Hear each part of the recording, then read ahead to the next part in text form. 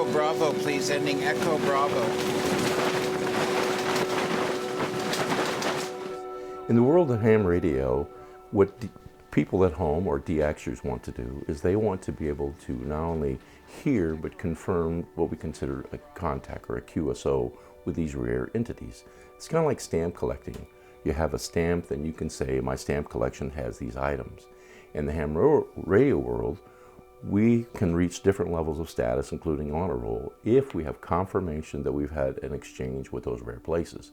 If no one goes there, then in a lifetime, someone may miss out on 15 or 20 very rare entities.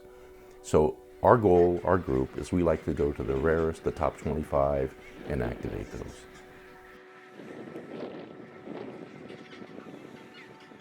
In the world of communication and then also electronic data and email, information passes so quickly. And one of the things that we've done in our group, first of all, we kind of control the voice. So we limit the information coming out from all team members and we direct the information through one person. So in doing that, when you're in a difficult situation, the last thing you want to do is just have information rolling. So we contain it, and then after we realize the significance, then we can paint the picture properly.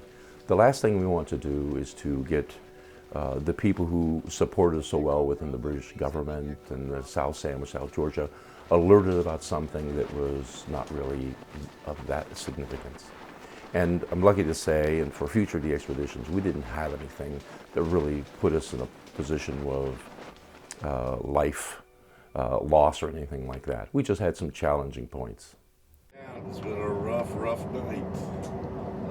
Feels very calm now. I'll skip dinner tonight.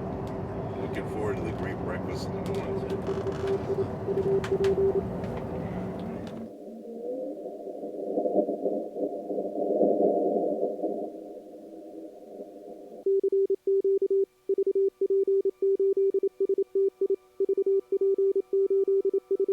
A lot of people still in the DX community, though they thought about the trip, they're more interested in having that confirmation.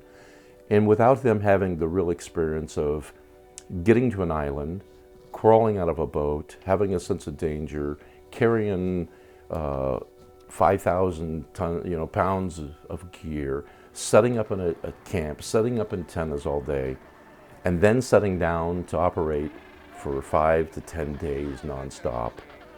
There's no, they can't really perceive that. They want that instant confirmation. So initially, as you're gearing up, the process is slow. I think at both islands, for instance, South Sandwich, the number of exchanges in the last one is around 17 to 21,000. Just on that island, we were able to yield almost over 56,000 exchanges. That's a big difference.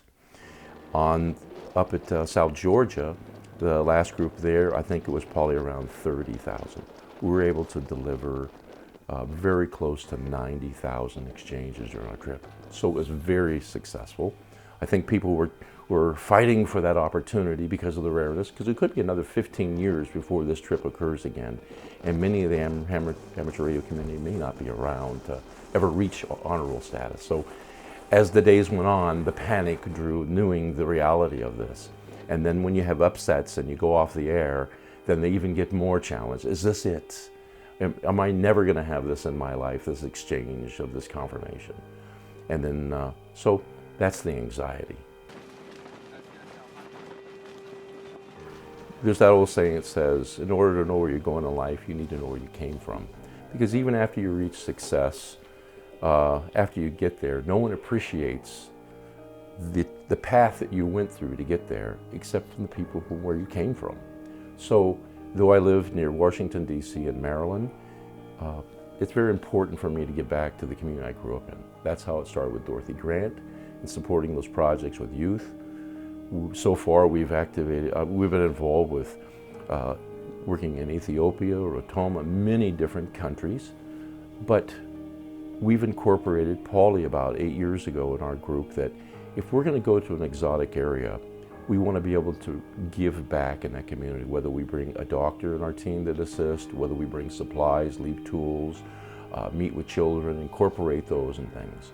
One of the main themes, probably the last 5 years, include flag projects and so on. This trip was incredible to have 3 schools that were part of our activity, and then also to meet here with a local school was a real treat. It's perfect for the high wind environment that we're in. There's no guarantee. In the ham radio community, there's so many different aspects, whether you're into contesting, DXing, or love to experiment, love to travel. I love the contesting and the DX part, but the biggest part that brings joy in my life is to activate and go to these rare exotic locations. Our group has been to many locations. Myself, I've been on over 70 of these trips, 95 countries so far. So still have quite a few more to go do.